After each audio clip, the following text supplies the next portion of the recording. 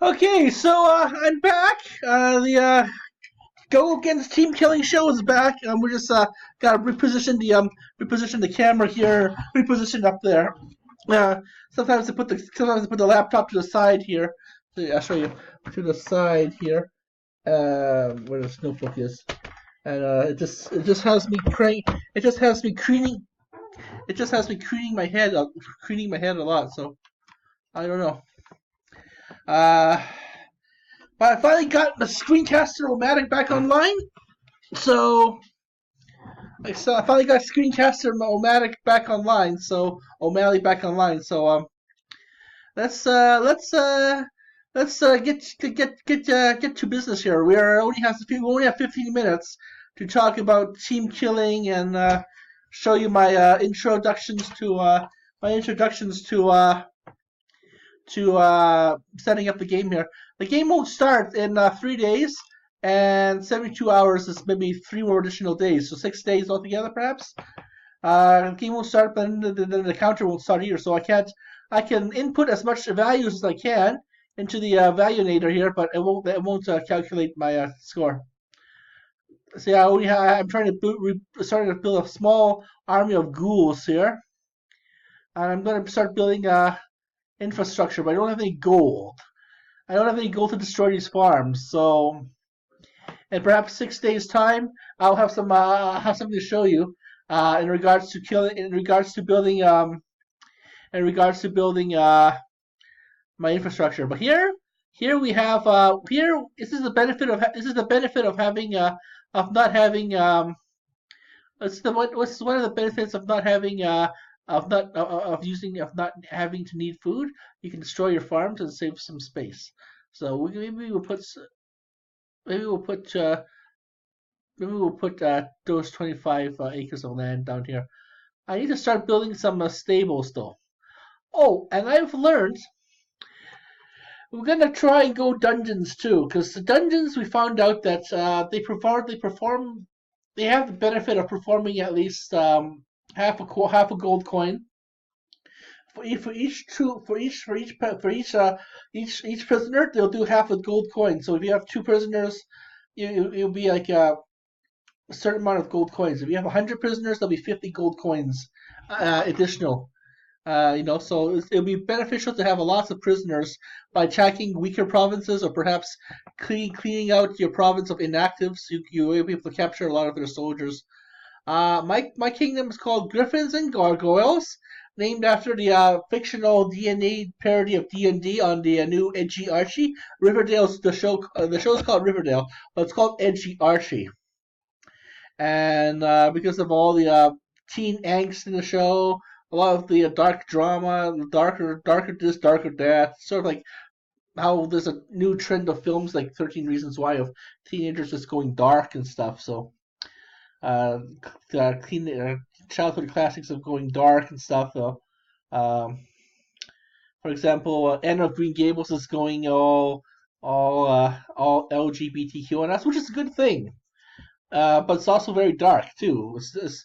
Uh, you think of Anne of Green Gables as being such an innocent childhood kind of thing, but it's about child abuse. It's about you got lots of new shows about I don't know teen. It's called the Illusionist or something, where it's about some kind of New York psychic detective who's able to look into psychic drawings. You got Elias Grace. You got uh, the remake of Handmaiden's Tale, that kind of shit. So a lot of dark. 13 Reasons Why about teen suicide. You got a lot of these edgy kind of shows. This is the age of edge.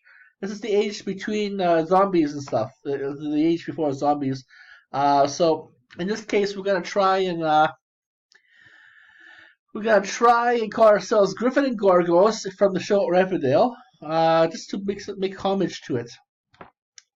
Um, so we just have to wait. We gotta try playing as a zombie because it's very as a zombie attacker. So we need to have lots of we're gonna have to need lots of homes to start reproducing zombies. I guess zombies have natural sex or something. And then we're gonna build a small amount of training grounds, maybe 10%, 15% army military increase. Attack time, we need to have this thieves den. Of course, we need to have a protection of thieves and watchtowers, protections against watchtowers. But we're gonna be trying something interesting. We're gonna try guilds, and we're gonna start building arcane libraries and schools, which is quite strange for zombies because zombies don't have any brains left in their heads. So let's switch this to limited here. Or let's just switch this to sustained. For now, I need to start building up alchemy so I can start training my troops. We don't need to put anything into food science because they're zombies. They eat flesh. They eat brains, brains.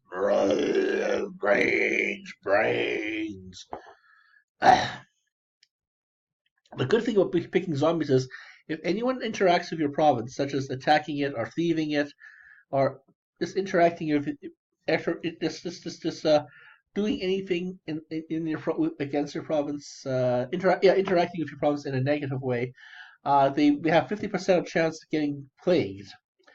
Think of plague as the STDs. Think of it as that asshole who doesn't tell people that they have STDs, so they go around spreading it in Hollywood or something. Uh, so then they go around spreading all these sexually transmitted STDs, STIs. And what happens is if they attack you, your enemy might get 50% plagued, or if you attack them, they get 50% plagued. But if you manage to get your hands when you go down to the market here, when you go down to the marketplace here, you can buy some stuff. Eventually, a market will show up down here, and you can buy items. Last time I was able to formulate the necessary pieces to make an axe of Sargeras, a super slaying axe. And part of the super slaying axe is you can really fuck up your enemy by picking up because what it's five axes into one, right? And one of the five axes is acts of slaying. You just butcher all the soldiers, as much possible soldiers, as much possible population. And if you get the axe of Sargara, which is the 5-in-1 sword or 5-in-1 axe, then you can really be a total prick too and continue to be a bitch against your enemies. So I'm gonna stay alive for a while. I'm gonna make my province super strong, maybe halfway, maybe age 3 or something. By the third week of this age, third year or maybe fourth year or fifth year, we will have enough runes or gems to pick up all sorts of age of maybe get a sword of slaying too, or access Sagara or something like that, and just totally be a total asshole to my team, killing them 50% zombies, 50% plague, and if they can hit me back, they'll get 50% plague. And one of the benefits of plague is that the population does not grow.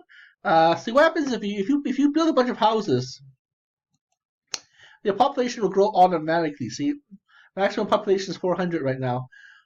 So we have go to economy. That's how much people can hold. My province can hold. That's how much population I have. So the more population you have, the more space you have. This will slowly grow. And also this works with guilds too. They'll slowly start to produce out of your own population wizards. The more guilds you have, the more wizards you have. And you can slowly just turtle up your province again. We're gonna go for the turtle effect. But let's go see what kind of fun advisors we can use. So let's see. This is an animator, I think. So if we pick animator, we will lose 75% less soldiers, and then because that means the soldiers they're reanimated, and you have 35% less combat deaths. So let's pick this because we want to hold up, right? What's this? The warlord. No. Conjurer. Ah, okay, let's do this too. I want to start researching so I can do spells, right? You want to research SCs, spells so you can have a nice balance. Although I'm an attacker, this is so I can double hit the enemy and stuff. This is what Infernal Captivation.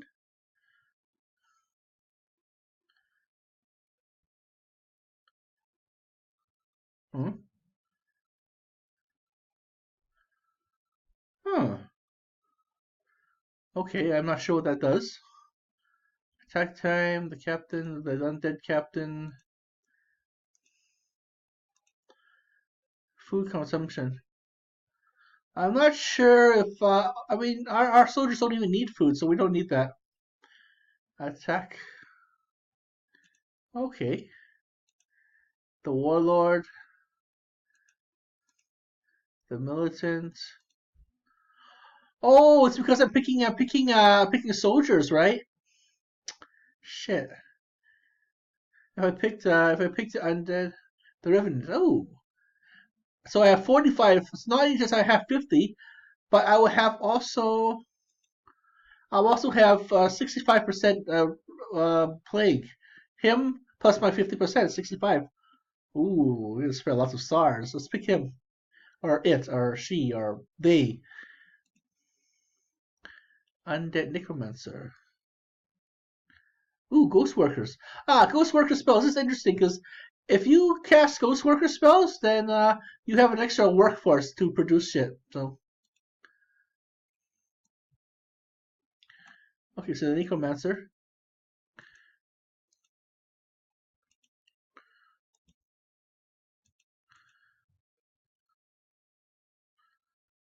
Okay.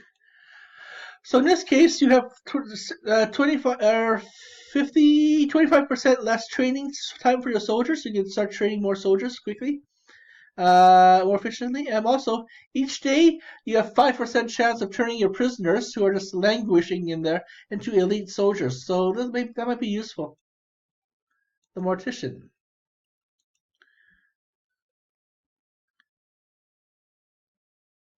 Okay. So the grave digger. This might be an interesting spell because if I'm successful in casting nightmare against my enemies, I can they'll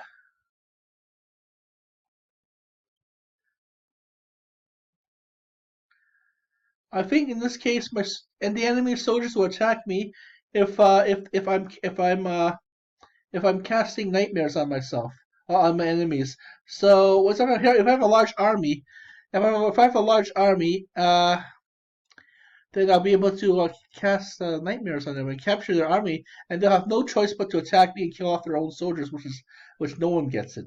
Well, this is good. I'm thinking along those line of thinking here.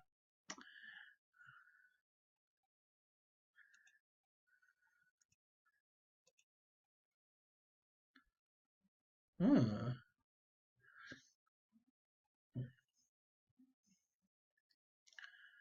Offensive losses.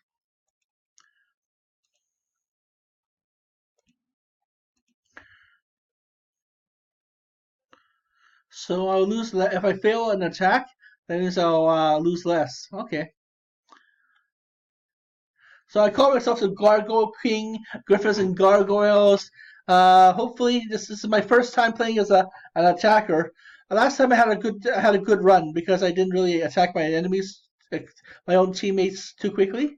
So I was able to build a lot of stables, having at least 9,000 attack points. You know, if you build a lot of stables, you get a lot of attack points. Again, if you build like lots of dungeons, you get the whole lots of soldiers, lots of prisoners from weaker provinces. Um, Schools, hospitals. I'm the plague. Why do I need to cure my own plague? But hospitals is also very useful too because you lose less men, and you don't have to. So you have a. So we're gonna start. Oh, skeletons are super cheap. So if we start building skeletons and start building zombies to protect my province, then that'll be good. Ghouls.